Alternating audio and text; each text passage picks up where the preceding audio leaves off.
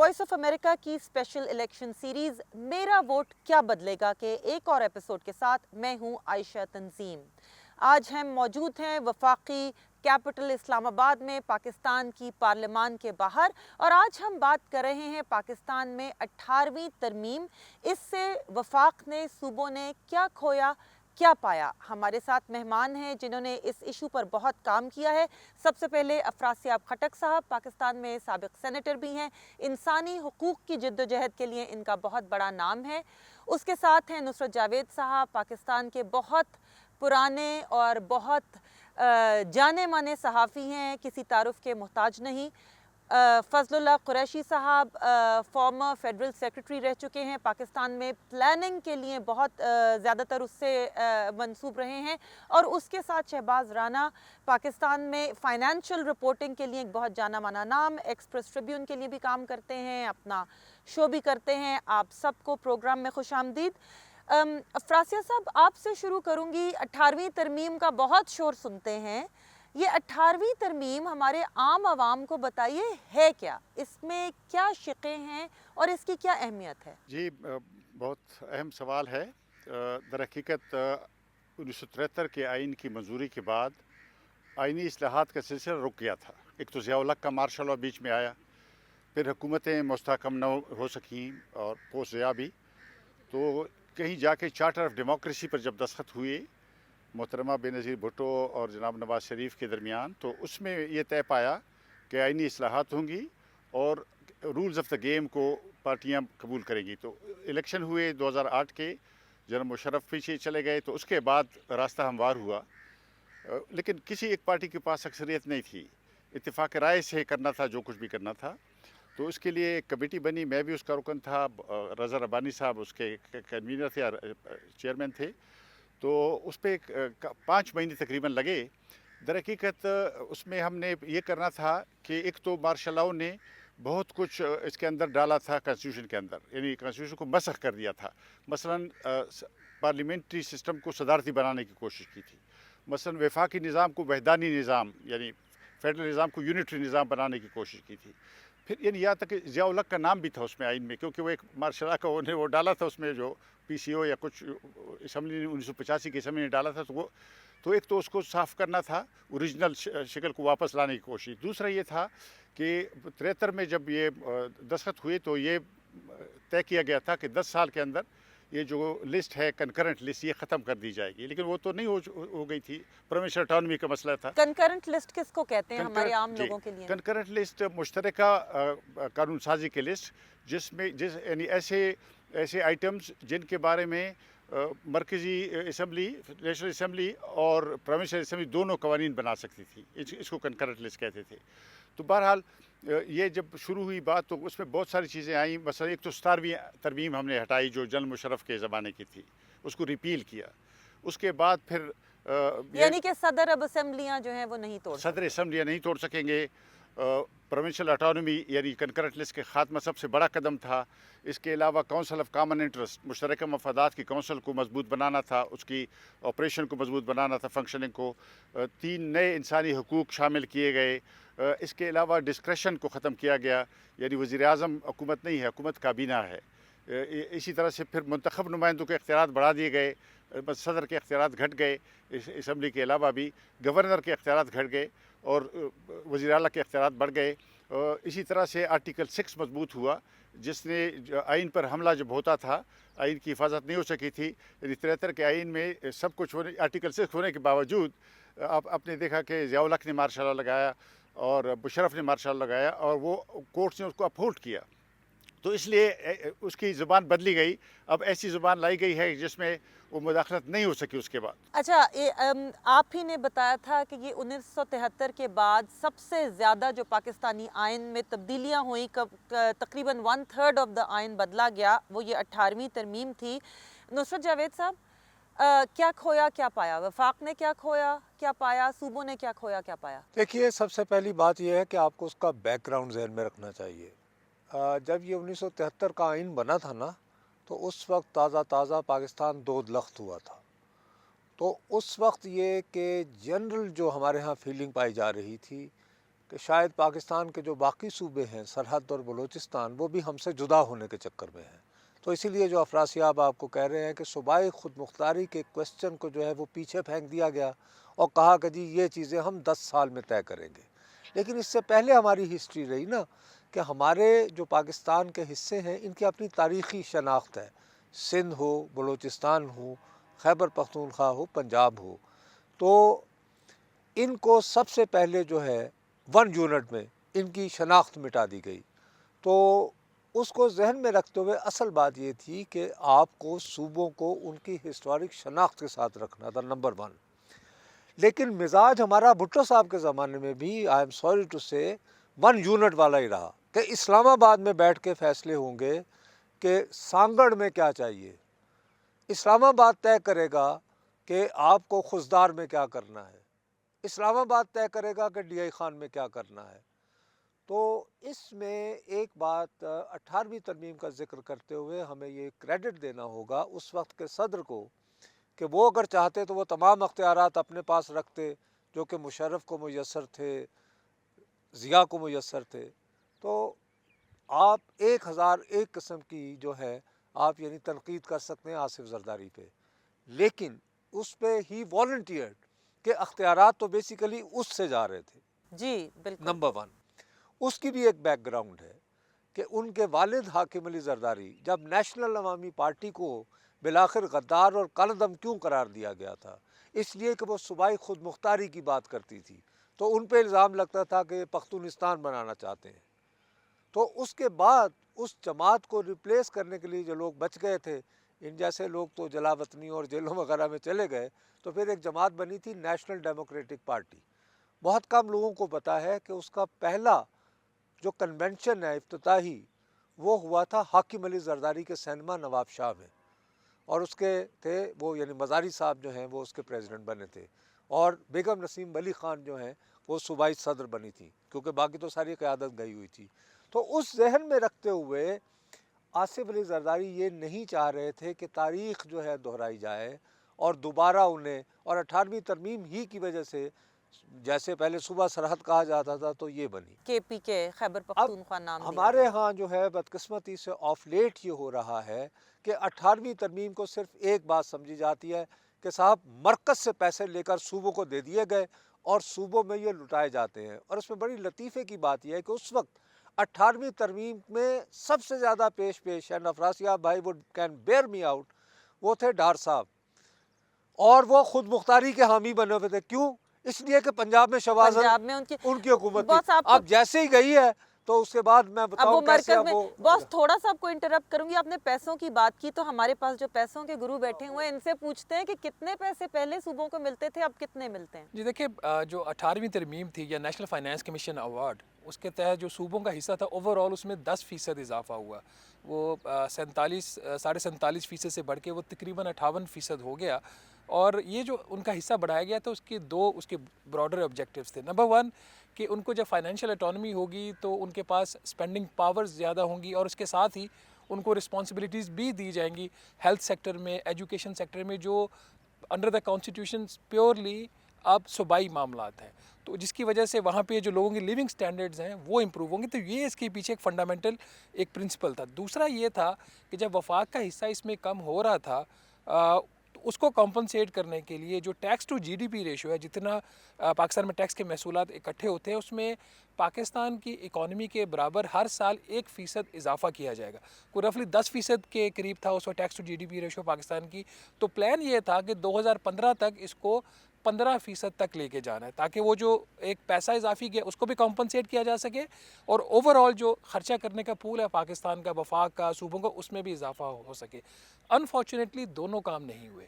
ना तो सूबों के अंदर इम्प्रूवमेंट आई, ख़र्चा बेतहाशा हुआ। उनको जो पैसा मिलता था गुज़श्ता 12-13 साल में मोर देन डबल हो गया है वो, टू दी एक्सटेंट। इस पे एक आप एग्जांपल ऐसे ले लीजिए कि बलूचिस्तान जिसका शेयर रफली कोई 9% होता है जो उनको जाता है, जो टोटल पूल का 9 से 10% के दरमियान है उनको जो अब हिस्सा जाता है 18वीं तरमीम के बाद, एनएफसी के बाद, पहले उनको एक्चुअल जो एफबीआर की कलेक्शन, अगर एफबीआर ने 100 रुपया इकट्ठा किया और उसका हदफ 120 रुपये का था, तो उनको 100 रुपये के ऊपर पैसे मिलते थे। अब ये होता है कि बलूचिस्तान को एक्चुअल कलेक्शन के ऊपर पैसा नहीं मिलता।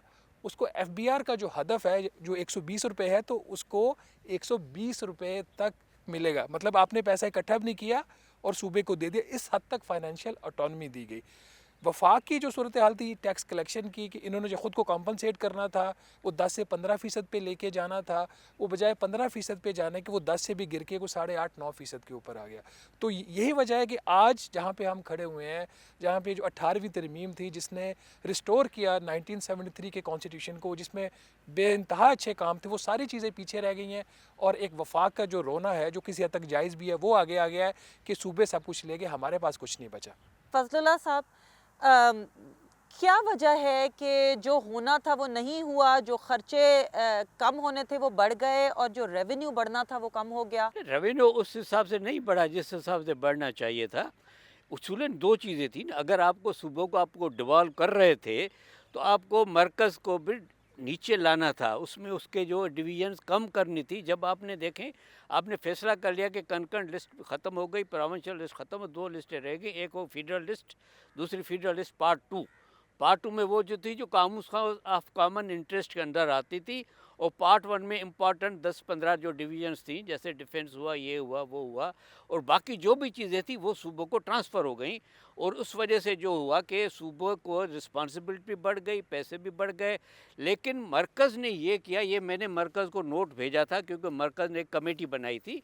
उसके बाद ये थी committee on rationalisation of current and development expenditure, ये 5 अप्रैल को बनी थी तो डिवॉल्व करने के लिए, जिसके नदीमुल हक जिसके चेयरमैन थे। और मैंने उनमें उनसे बड़ा झगड़ा हुआ। फाइनली मैंने प्रपोज किया था, ये 3 अनेक्स्चर्स हैं कि उस वक्त जो था, जब 18 अमेंडमेंट में आ रही थी तो हमारे पास जो थी 32 डिवीजन्स थे।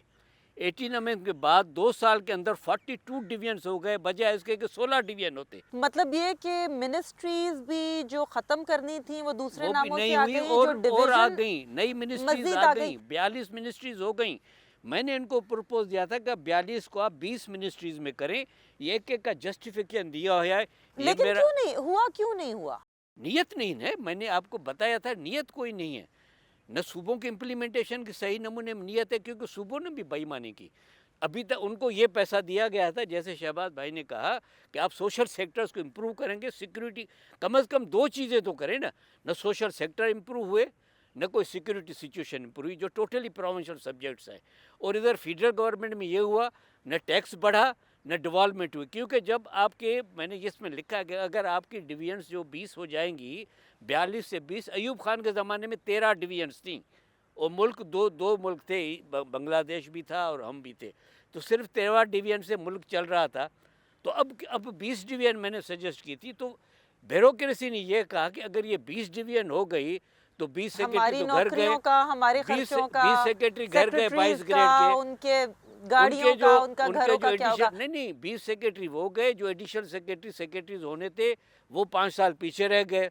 उसके बाद 100 जॉइंट सेक्रेटरीज पीछे रह गए। तो ब्यूरोक्रेसी ने, और मैंने कहा था मीटिंग में कि ये ब्यूरोक्रेसी कबूल नहीं करेगी, और मैंने लिखा भी है इसमें कि ये ब्यूरोक्रेसी कबूल नहीं करेगी। अफरासियाब खटक साहब, बहुत सारी जो नेशनलिस्ट या कौम परस्त थी फीलिंग्स भी, जज्बात भी, और छोटी छोटी पॉलिटिकल पार्टीज भी, हमें नज़र आता है कि वो कम हो गई हैं 18वीं तरमीम के बाद।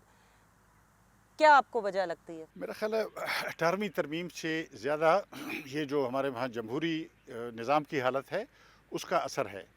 पार्टियों को इस्टेब्लिशमेंट ने मार मार के इतनिक पार्टीज बना दिया है।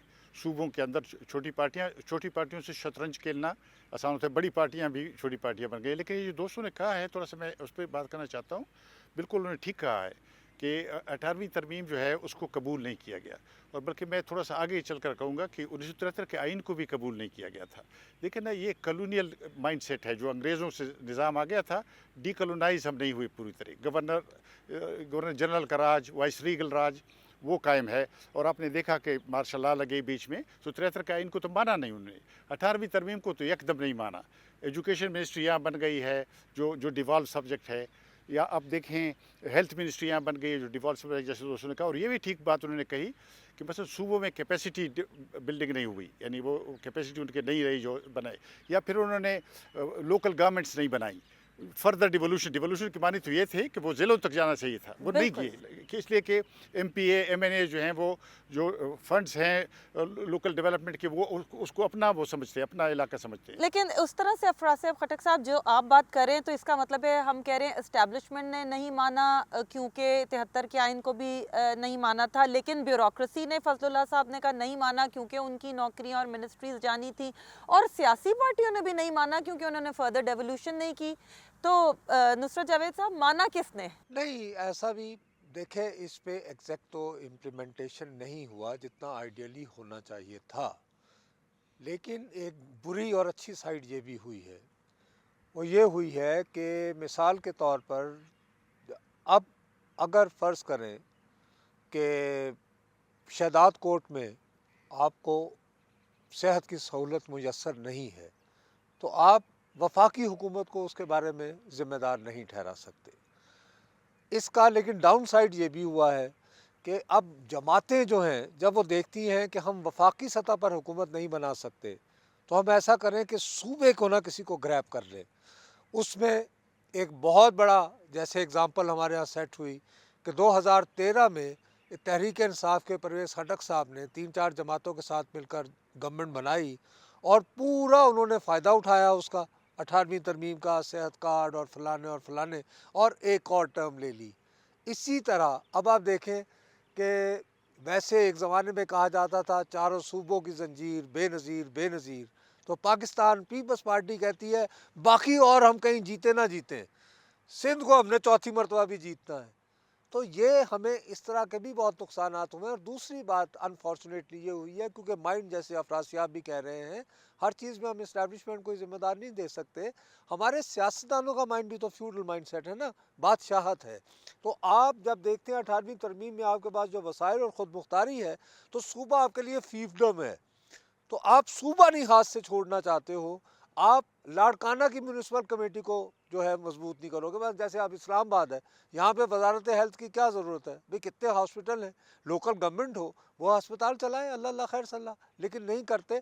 तो ये जो प्रॉब्लम है ना, ये कॉन्ट्रडिक्शंस, ये पॉलिटिशियंस का फिर अपना जो फ्यूडल माइंडसेट है, और वो वही पुराना जागीरदाराना एरिया में कि ये मेरी टेरिटरी हो गई, अल्लाह खैर सल्ला, बाकी जाए जो होता है सो हो। This is the downside. Shahbaz कहते हैं कि झगड़ा वसाइल का है, जो लोग वफाक के पास ज़्यादा वसाइल देखना चाहते हैं वो चाहते हैं 18वीं तरमीम रोल बैक हो, मगर यहाँ सूबे आगे डिवॉल्व नहीं करते। कुछ हमें वसाइल की कॉन्टेक्स्ट में बताएंगे कि ये क्या वसाइल हैं जो सियासी पार्टियां अपने हाथ में रखना चाहती हैं और लोकल बॉडीज़ क्यों नहीं बना रही? उससे पहले मैं सिर्फ एक बात पे मैं सिर्फ ऑगमेंट करना चाहूँगा जो नुसरत जावेद साहब ने कहा है, मोर देन द एस्टेब्लिशमेंट, ये सियासी जमातों का ज़्यादा कसूर है कि जो 18वीं तरमीम है वो सही तरीके से इम्प्लीमेंट नहीं हुई। ब्यूरोक्रेसी में जो फेडरल ब्यूरोक्रेसी है वो प्रेसिडेंट के पास जाके या प्राइम मिनिस्टर के पास जाके ये नहीं कहेंगे कि हमें ग्रेड 22 की पोस्ट चाहिए, आप एक डिवीज़न क्रिएट कर दें या वजारत क्रिएट कर दें। वो प्रेसिडेंट जो होंगे, जो पॉलिटिकल पार्टी के हेड भी होंगे, या प्राइम मिनिस्टर जो होंगे पॉलिटिकल पार्टी के हेड भी होंगे, उनको किसी इत्तेहादी जमात को अपने किसी चहीते को अकोमोडेट करना है तो एक वजारत के 4 टुकड़े कर देंगे और या 4 नई वजारतें बना देंगे। और एग्जैक्टली यही हुआ। पाकिस्तान पीपल्स पार्टी जो क्रेडिट देती है NFC का भी और 18वीं तरमीम का भी, उसके टाइम पे ही NFC और ये सारी जो 18वीं तरमीम थी ये रिवर्स होना शुरू हो गई थी।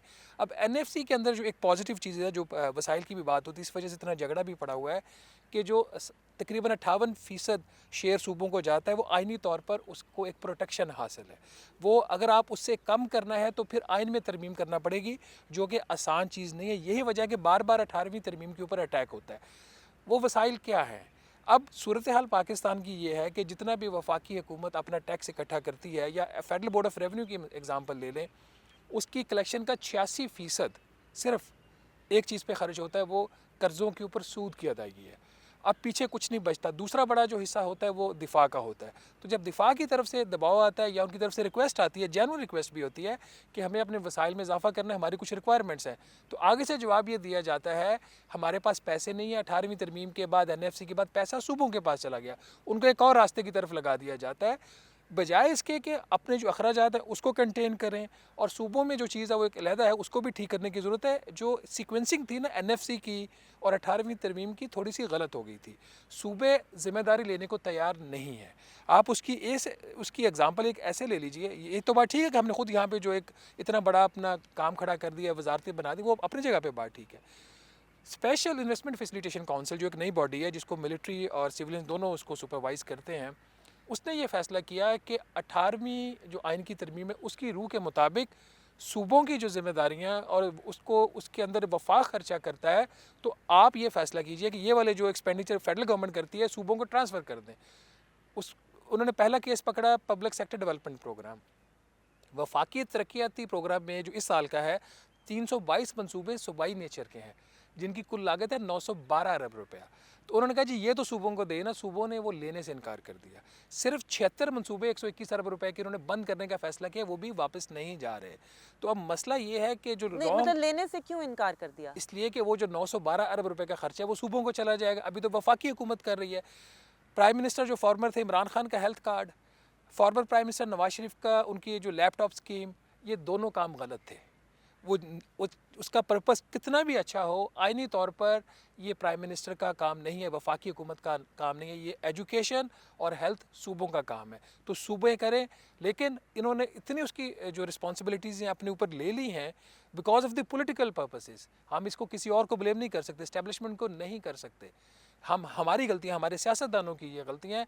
तो अगर ये चीज़ें ना करते, खर्चे अपने उसी जो आइन की जो रिक्वायरमेंट थी उसके मुताबिक रखते और जो आपके महसूलात थे उसमें सही इजाफा करते, तो आप और मैं हम सब बैठ के आज ये डिबेट ना कर रहे होते कि एनएफसी भी गलत है और 18वीं आइनी तरमीम भी गलत है। फजलुल्लाह साहब, क्या वजह है कि सूबे जिम्मेदारी क्यों नहीं ले रहे? क्योंकि जिम्मेदारी के साथ साथ तो अथॉरिटी भी बढ़ती है ना।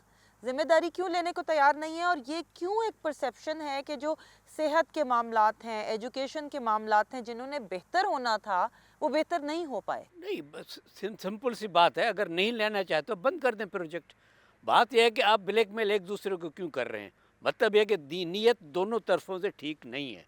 क्योंकि ये हफीज़ पाशा वाज़ीर डिप्टी चेयरमैन नवाज शरीफ साहब की गवर्नमेंट थी, मैं सेक्रेटरी प्लानिंग था। हमने सूबों को कोई 600-700 अरब रुपए के ट्रांसफ़र किए। तो उस ज़माने में जब तक कि ये न कोई एनएफसी था, न कोई ये चीज़ थी, एक रेशनल था, एक जस्टिफिकेशन जिसके तहत हमने प्रोजेक्ट वो ट्रांसफ़र किए थे। अब तो जस्टिफिकेशन है। जो सीक्वेंस की बात की सही बात है कि अगर 8वीं टर्म पहले आ जाती, एनएफसी बाद में आती, तो सूबों को हम पाबंद कर देते कि ये सारी चीज़ें आपने करनी है, फिर आपको ये 56.5% मिलेगा। लेकिन एनएफसी आ चुका था, ये बाद में आया, तो अब ये जो चक्कर चल रहा है। लेकिन देयर इज़ नो जस्टिफिकेशन कि आप सूबे के खर्चे यहाँ उठाएं। इवन अगर मैं कहूँ तो जैसे इन्होंने सिर्फ 2 प्रोग्राम मेंशन किए, ऐसे 20 प्रोग्राम हैं। अगर पावर्टी रिडक्शन करनी है तो सूबे करें, वैसे उनके पास भी है, बजट उनके पास भी है, जो बनाने हैं उन्होंने बनाए। फेडरल गवर्नमेंट क्यों अपनी, लेकिन यहाँ पे क्योंकि एलीट कैप्चर अपने आप को महफूज करने चाहते हैं सियासतदान हर तरफ से, तो वो इसलिए वो नहीं चाहते कि स्टेटस को ख़त्म हो। ये वोट के लिए कर रहे हैं कि नजर आए कि हम कुछ काम कर बिल्कुल रहे हैं? वोट के लिए। वो देखे ना, वो कह रहा है, एक पॉलिटिशियन कह रहा है जी मैं 300 बिजली दूंगा, 300 वाट की फ्री दूंगा। जी। भाई उसके लिए तुम 600 अरब रुपए हर महीने कहाँ से लाओगे? वो भी तो हमें सोर्स बताओ। दूसरा पॉलिटिशियन कहता है मैं ये करूँगा, लाहौर में बैठ के ये करूँगा, कहाँ से करोगे? इधर हम जान पे आई हुई है, हमारे पास कुछ भी नहीं है, हम यहाँ तक कर्ज़ों में डूबे हुए हैं। ये तो हम एक नाम का डिफ़ॉल्ट नहीं है, लेकिन practically we are at the default. तो आप इस सूरत हाल में आपको ये एलीट कैप्चर है। दूसरा जो बड़ा प्यारा पॉइंट दिया नुसरत साहब ने कि सूबों ने अपनी अपनी रियासतें बना ली हैं और उस रियासत में हम 15 साल से खेल कूद रहे हैं, उससे हम पैसा बना रहे हैं। आगे चल के हमने और भी अपने आप को बुकिंग कर लिया, 5 साल और भी ले लेंगे, क्योंकि 5 साल और लेंगे 1000 रुपये और आ जाएगा, खर्च कर लेंगे। तो ये हर तरह ये हो रहा है। उसके लिए इम्प्लीमेंटेशन के लिए कोई भी नहीं है, इसकी मॉनिटरिंग के लिए कोई भी नहीं है। ठीक है, आपने ये सीएफ काउंट बनाई है, लेकिन अगेन इसके लिए आगे चल के इश्यू होंगे, क्योंकि you are entering into field, mind field, जो आपके सब्जेक्ट नहीं है, जो आपका काम नहीं है, उसमें आप जा रहे हैं। कल कोई भी गवर्नमेंट आएगी, इससे एक कन्फ्रंटेशन पैदा होगी। तो ये सारी चीज़ें हम सोच समझिए, हम हर जगह पे हम जज्बाती फैसले करते हैं और सिर्फ एक टाइम छोटा सा टाइम और छोटी सी सर्वाइवल के लिए हम बड़े डिसीजन करते हैं तो आने वाली हुकूमतें भुगतती हैं। ये हम जो भुगत रहे हैं कि एक गवर्नमेंट का ये कुछ नहीं है। ये जो लोन लिए हैं, जो कर्जे लिए हैं, ये या तो जो कुछ बहुत चल रहा है, सारी हुकूमतों ने ये कर्जे लिए सारी पिछली। हुकूमतों ने एक पैटर्न बना लिया था फॉर सर्वाइव, और कोई पूछने वाला नहीं कोई था, पूछने वाला नहीं और था। लोगों के सामने जा नहीं सकती थी क्योंकि देवर कल्प्रिट्स। अच्छा, आप सब लोगों ने ये कहा कि एस्टैब्लिशमेंट को हम बिला वजह ही ब्लेम करते हैं, ज़रूरत से ज़्यादा करते हैं 18वीं तरमीम पे, लेकिन एक फीलिंग आती है, एक परसेप्शन आती है कि शायद वो इसको रोल बैक करवाना चाह रहे हैं। नुसरत जावेद साहब, क्यों आती है ये फीलिंग? उनको क्या मसला है इससे? एक तो मसला ये है कि उन्हें शुरू से आदत है निगहबानी की। और सच्ची बात ये भी है कि देखिए, मैं वही आपसे अर्ज़ कर रहा हूँ कि मेरी ये बात कहने से हरगिज़ ये मकसद नहीं था कि हमारी इस्टेब्लिशमेंट अपने आप को ओवर स्ट्रेच करती है और उसने आपको हिस्टोरिकली मॉनिटर समझा है कि बाकी लोगों पे निगाह रखो, वो इस काबिल नहीं है, इनकॉम्पिटेंट हैं, करप्ट हैं। बट द पॉइंट इज़ कि आप उनको झुटलाने के लिए आपने क्या किया है। मिसाल के तौर पर मैं आपको एक बात बता रहा हूँ कि मेरा तो सब्जेक्ट नहीं है, शहबाज उसको ज़्यादा आसानी से बयान कर सकता है। इस वक्त पाकिस्तान में सस्ती तरीन बिजली जो है हमारे मकामी वसाइल से, वो थर कोल से पैदा हो रही है। गालिबन $3 यानी पर यूनिट, या पता नहीं क्या है। जी। Am I right, sir? One of the cheapest अब आफ्टर। जैसे मिसाल के तौर पर अगर सिंध में लोड शेडिंग हो तो भाई उसकी वफाक क्यों गाली खाए? वफाक में बिजली का महकमा क्यों है? वो ख़रीदे, पंजाब जो है सिंध से ख़रीद ले अगर वो इजाफ़ी कर सकते हैं। अच्छा, अगर उन्हें को फॉरेन इन्वेस्टर लाना है वो ले आए। तो इस तरह की चीज़ें तो करें ना, कोई ऐसे एक रोल मॉडल तो बनाएं। अच्छा, सिंध में एक दो हॉस्पिटल इन्होंने बनाए हैं जहाँ पे वाकई आपका दिल के बड़े कॉम्प्लिकेटेड इलाज आसानी से हो जाते हैं। लेकिन एवरेज अगर आप जाओ तो डिस्ट्रिक्ट लेवल पे क्या आम सिंधी को सेहत की वो सहूलत मौजूद है जो उस पोस्टर हॉस्पिटल में है या नहीं? तो बीबी, फिर जब आप स्पेस इस तरह की छोड़ेंगे भैया, तो फिर वो जो मॉनिटर है, निगहबान है, वो तो बोलेगा। अब आगे जो बात आनी है, जो कि बहुत अब संजीदा, जैसे जन फजल साहब जिस पे इशारा कर रहे हैं कि ये जो स्पेशल इन्वेस्टमेंट ये जो आ रही है फैसिलिटीज, SIFC, हाँ। इसमें बाकायदा किसी न किसी स्टेज पर कन्फ्रंटेशन होगी कि सूबे ये महसूस करेंगे कि भाई हमारे मामलात में मुदाखलत हो रही है। हो रही है। अब जैसे रिकॉर्डिंग का मामला था, उसमें जो परसेंटेज का मामला था, तो बलूचिस्तान के एक चीफ मिनिस्टर साहब जिनको हम किसी काबिल नहीं समझते, मीर कुद्दूस यानी बजिंजो, उसने इतनी रेजिस्टेंस अपना हिस्सा लेने के लिए दिखाई जो शायद अफरासियाब खटक जैसे गद्दार कहलाने वाले सूबाई खुद मुख्तारी के हामियों ने नहीं दिखाई होगी। नहीं लेकिन दिखाई, ये बात नहीं क्योंकि आई है क्योंकि बात publicly। पैसे की थी। या। सर, इस पे आखिरी दफा बात करके, शहबाज, आपने कहा एस्टैब्लिशमेंट को बिला वजह ब्लेम करते हैं। रिसोर्सेज के मामले में क्या फौज के रिसोर्सेज में कोई कमी आई है 18वीं तरमीम के बाद? ये परसेप्शन क्यों है? और मैं ये नहीं कह रही कि ये सच है या गलत है, मैं बात कर रही हूँ परसेप्शन है कि शायद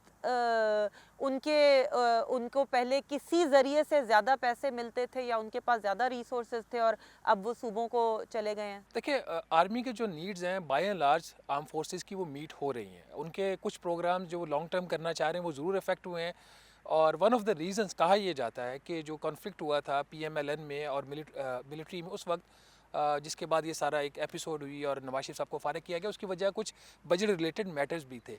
क्या इनके पैसे कम हुए हैं या नहीं? अगर आप इसको इन साइज़ ऑफ GDP देखें कि जो पाकिस्तान की इकॉनमी है, अगर उसके तनासुब से देखें, पहले इनको 2.5 से 3% ऑफ द GDP इनको मिलता था, जो अब कम होके तकरीबन 2% आ गया है। अगर आप उसको बजट के हिस्से में देखें तो जो बजट का हिस्सा है उसके तकरीबन इनका जो स्टेटेड डिफेंस बजट है जो डिस्क्लोज़ किया जाता है 18% के आसपास होता है, 18 से 20।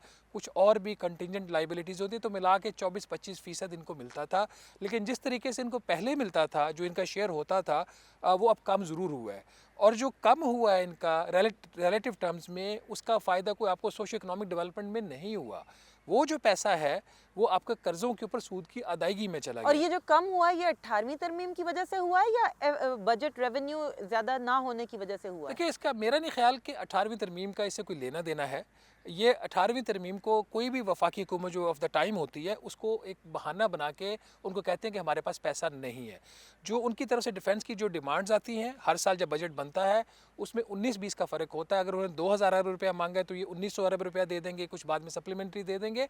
उनकी needs by and large meet हो रही हैं। लेकिन जब भी उनकी तरफ से डिमांड आती है आगे से कह दिया जाता है कि पैसा सूबों को चला गया है। जो उनको नहीं बताया जाता है, दो बातें नहीं बताई जाती।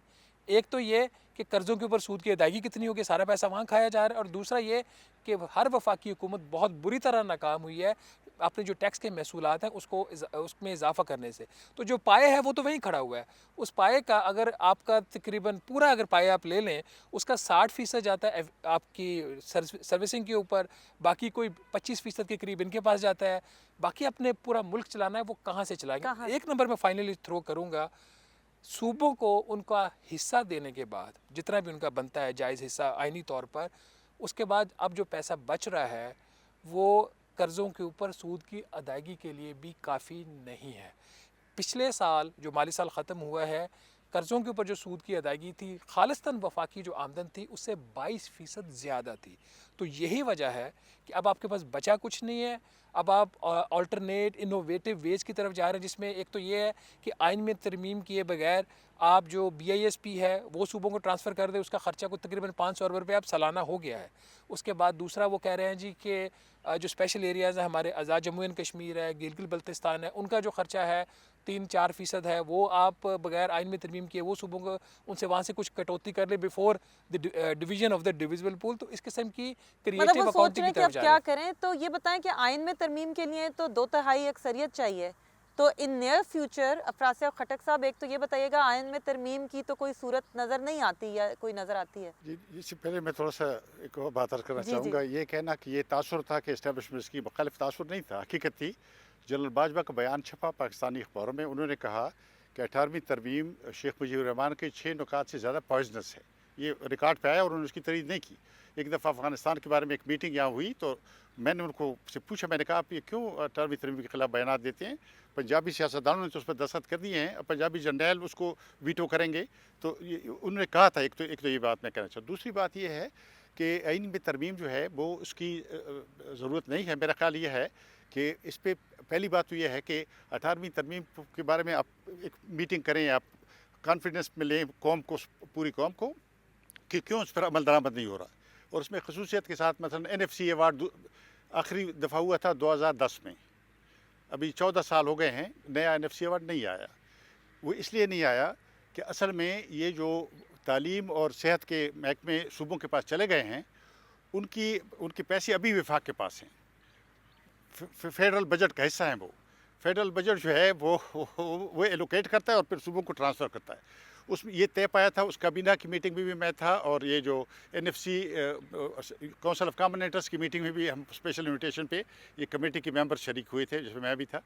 उसमें कहा गया था, वज़ीर आज़म यूसुफ रज़ा गिलानी ने कहा था कि अगले NFC अवार्ड में ये जो हिस्सा है सूबों का, ये सूबों को फार्मली डिवाल्व हो जाएगा। तो फार्मली डिवाल्व नहीं हुआ तो नए NFC अवार्ड के लिए अगर बैठेंगे सूबे, ये कहेंगे कि ये डिवाल्व करें, तो 58% से ये 64% या 62% पर चला जाएगा। इसलिए अगर आइन में तरमीम करनी है तो फिर ये सारी चीज़ें तय करके करें। ये नहीं कि चूँकि फेडरेशन तो सल्तनत है ना, वो एम्पायर की तरह, पहले मुग़ल सल्तनत थी, फिर अंग्रेज़ सल्तनत थी, अब इनकी सल्तनत है। और मैंने एक दफ़ा, मैं जब HRCP के चेयरपर्सन था, मैंने एक दफ़ा कहा था, मैंने कहा ये कौमी तराने में थोड़ी सी तब्दीली करें। आपने लिखा है कि कौम मुल्क सल्तनत, मैंने कहा लिखें कौम मुल्क जमहूरियत, क्योंकि सल्तनत के ख्याल से सल्तनत के ख़यालात जो हैं उससे और चीज़ें पैदा होती हैं जो हमारी तर्ज हुक्मरानी में शामिल हो जाती हैं। फजलुल्लाह साहब, ये मिनिस्ट्रियाँ कम करने के अलावा हम क्या कर सकते हैं? क्यों इम्प्लीमेंटेशन नहीं हो पा रही और वे फॉरवर्ड क्या है? अब हम प्रोग्राम को रैप अप वे फॉरवर्ड ये है कि 13 साल हो गए आपने NFC को नहीं किया। ये अनकॉन्स्टिट्यूशनल चीज़ें आप सारी कर रहे हैं और सबको बर्दाश्त कर रहे हैं।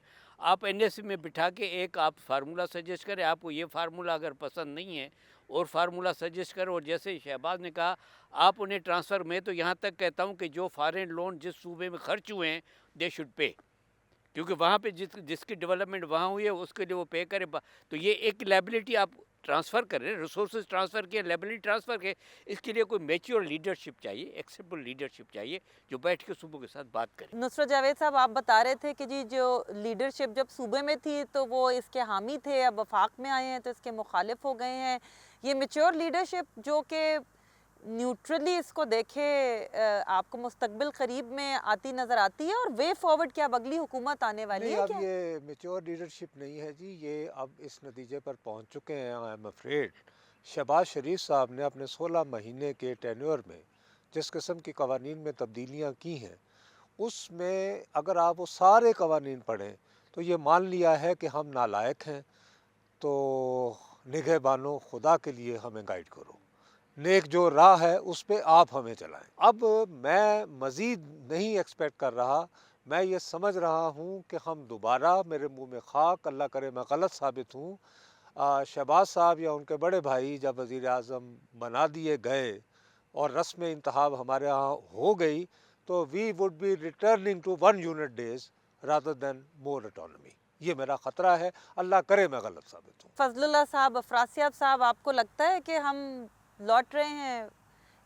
जी जी, मेरा ख्याल है कि मैं नुसरत साहब से इत्तेफाक करता हूँ, क्योंकि 2014 से जो कू शुरू हुआ था और 2018 में पीक पर पहुँचा था, उसने आधा इक़्तिदार जो था मुंतकिल कर दिया था इमरान खान साहब के दौर में। जो बाकी रह गया था वो शहबाज शरीफ साहब ने मुंतकिल कर दिया है।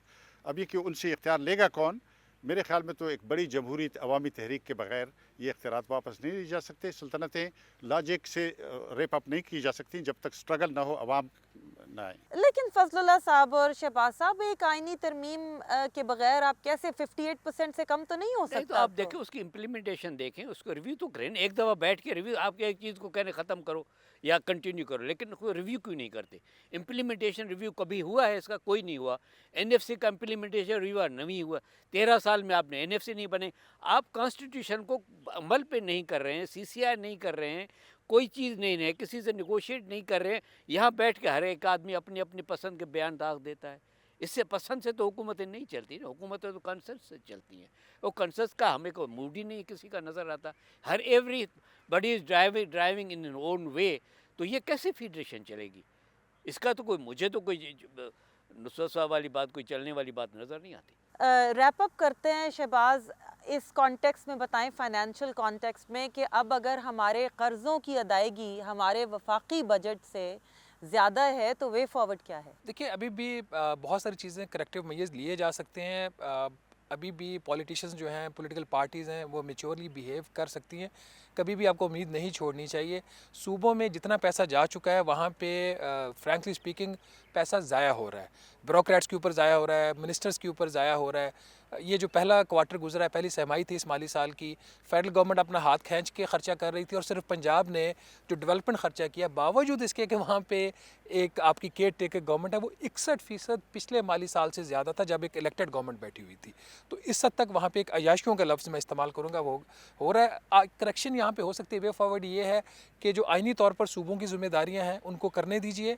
जैसे फजल साहब ने बिल्कुल सही फरमाया, आप कल सुबह से वो ख़र्चा बंद करें जो वफाकी हुकूमत कर रही है। और कुछ आइन में जो एक तरमीम किए बगैर ये करना चाह रहे हैं, डिविजिबल पूल का ही एक हिस्सा जाना होता है ना, तो उसको तकसीम करने से पहले अब सोच एक ये पाई जाती है, जो मेरा ख्याल मिलिट्री इस्टेब्लिशमेंट की भी है और कुछ पॉलिटिकल पार्टीज़ की भी है, कि वो जो हिस्सा है जब वो तकसीम होता है 58%, तो वो 58% तकसीम करने से पहले उसका कुछ हिस्सा उसमें से काट लिया जाए। और तीसरी चीज़ जो कि आइनी तौर पर हो सकती है, इन्होंने अनकंडीशनल ट्रांसफ़र्स किए हैं वफाक ने सूबों को, उसको कंडीशनल किया जाए। ख़ास तौर पर आइन का आर्टिकल, अगर मैं गलत नहीं हूँ, 140A, जो कि डील करता है आपकी लोकल गवर्नमेंट्स को, जो पैसा इन्होंने सूबों को देना उसमें डायरेक्ट सूबों को देने के बजाय उसका एक शेयर डिटर्मन किया जाए, वो डायरेक्ट आपकी ज़िले हुकूमतों को जाए।